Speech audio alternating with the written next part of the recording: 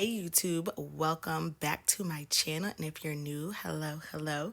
In this video I'm going to show you how to achieve this beautiful crochet crisscross rubber band hairstyle with fake bangs. So this is the crisscross going in the front.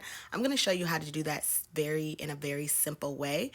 And the fake bangs, I'm going to show you how to do that, and also applying this crochet. So you're going to get this lovely hairstyle, and let me tell you, it was it, honey. So let's get started.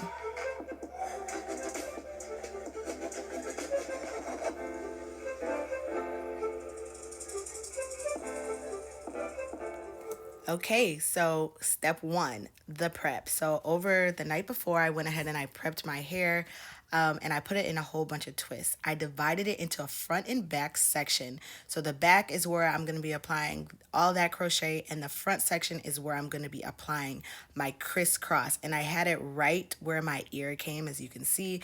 And I really went ahead. I know it doesn't look like it's a perfectly straight part, but it is. I just have a little frizz with my twists from overnight. So as you can see, I'm actually getting ready to pin up the back section to kind of put it away for later. You're going to see what we're going to do with that section in a moment. But we are going to go ahead and start on our front. This is going to be the crisscross area. So when I prepped my twist, I kind of laid out the little sections that I'm going to do for my crisscross. And you're going to see very soon. But basically, I have 8 layers or rows of twists. And there's probably about 3 twists in each. So this little section here is going to be one crisscross pattern, and there's 2 rows, okay, of twists with 3 twists each. So that makes 6. All right. So again, I prepped this section by twisting it overnight. That way, when I came in the next day, the hairstyle was very easy to put in. So right here, I'm untwisting the twist, but I actually realized that I didn't need to. So just keep the twist in. I'm using Gorilla Snot to kind of lay my hair down nice. And as you're going to see, I just kind of apply it to that row, the top and the bottom. It's no need to go crazy with the product because your hair is going to lay. So just take a rat tail comb like I did and make sure that your parts are still crisp in there. Like I said, the prep the day before was really to get your parts together so you can go ahead and put this hairstyle in very seamlessly and easily. So this is me taking those little black rubber bands, and I'm actually just kind of putting it on each twist. And as you can see, it's nice and tight and exactly what I want it to look like. And I'm just going through and doing the same method to the twist right next to it. So I'm making sure that my parts are still the way that I left them from yesterday, and I'm going ahead and I am putting a rubber band on them for this little row of crisscross that I'm going to be doing. So this is going to make 3 twists in this row. Now this is only half of the crisscross section. So this is my next section of this crisscross that I went ahead and I did off camera. So again, 3 twists in this section, okay, 2 rows. So now it's time for the crisscross. So what I'm doing is I started, it really kind of doesn't matter, but I just started with the bigger section of hair first to go at the bottom, and the smaller one will go at the top. So what I'm doing with this is I'm going ahead and I'm twisting it, not as a twist, you know, 2-strand twist, but just regular twisting like you saw there. And I'm taking my rubber band and I'm rubber banding it directly onto the other rubber band that's crisscross of the part.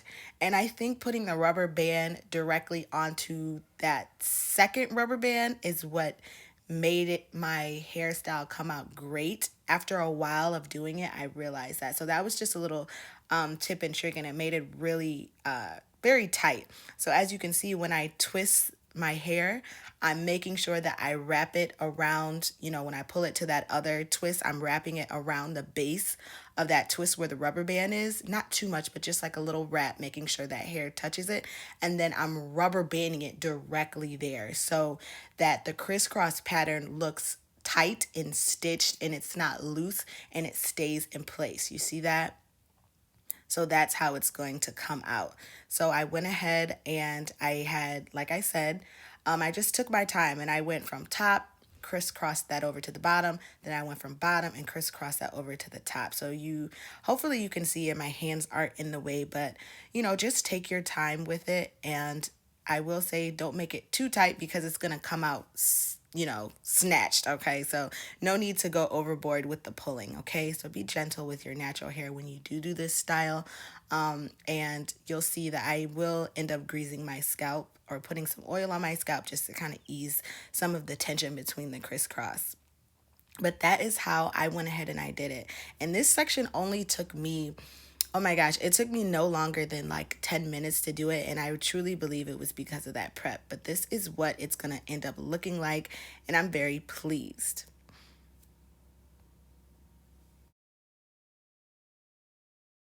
So now our next step is going to be twisting up those, you're going to end up with two hanging sections at the back. We're going to twist those up because you're going to see what we end up doing with it later. So I went ahead and I finished all the rest of my hair following the same method off camera, and this is what it looks like.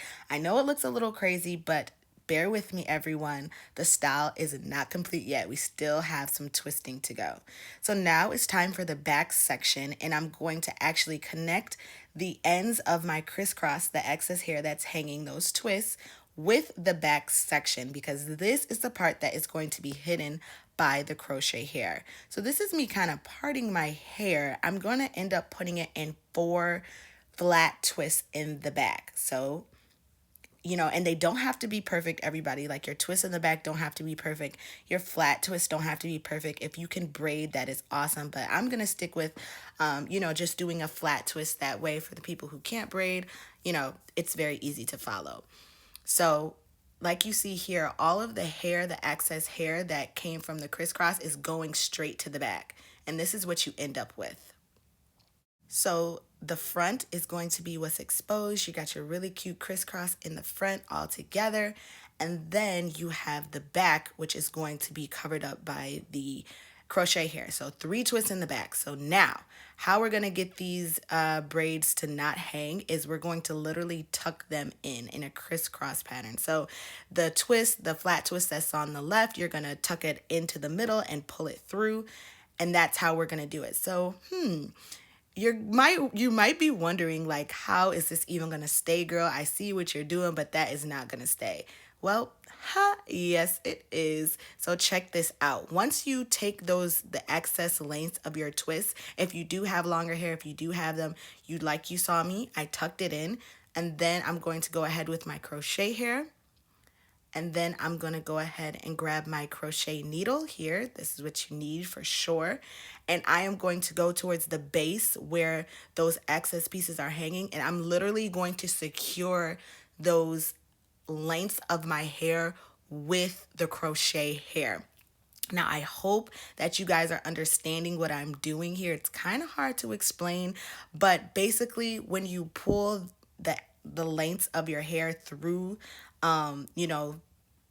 your hair, you're kind of crisscrossing it again, okay? You're going to secure it with crochet hair, okay? So part of my hair that's being secured with the crochet hair is coming from different twists, and that's really going to secure it. See, like you see this piece here, that's going to be tucked in, and I'm going to crochet it with the part of my hair that's attached to my head. Hopefully this makes sense. And if it doesn't, really just feel, loop your hair through and feel where hair could be, subject to falling down, because you want your hair to kind of stay put up like that. So I just use crochet hair to secure that in. So now the next step here is really just kind of going around the perimeter. Everybody has a different way of which they put crochet hair in. For me, I stick with very curly crochet hair, which gives you a lot of volume. So what I do is I start with the perimeter of my hair. So you saw how I started with the base, and then I go around the perimeter of the side that's going to be exposed. So that is what I'm doing here. So as you know, I put 3 twists total in the back. So these are the 2 on the side that I'm working with. And this is going to go right where my crisscross pattern stops. So, you really want to make sure that it's full, kind of like this. So this is what I ended up with for the perimeter of my hair. And now I have to do all of this, I guess, the insides of my hair to kind of fill that in. So I'm not walking around looking sparse with my hair. So just go ahead and Add the crochet hair back there. Now this is the part where like you don't have to be a crochet master or nothing. You don't have to be anything special to do this part because it's literally just filling with your hand where you feel like you could use more hair, and that's exactly what I did. I just felt where I'm like, okay, this part feels like I probably need more hair. It has a little less volume, so I went through and I just took my time and I filled it in. So that's what I'm doing here.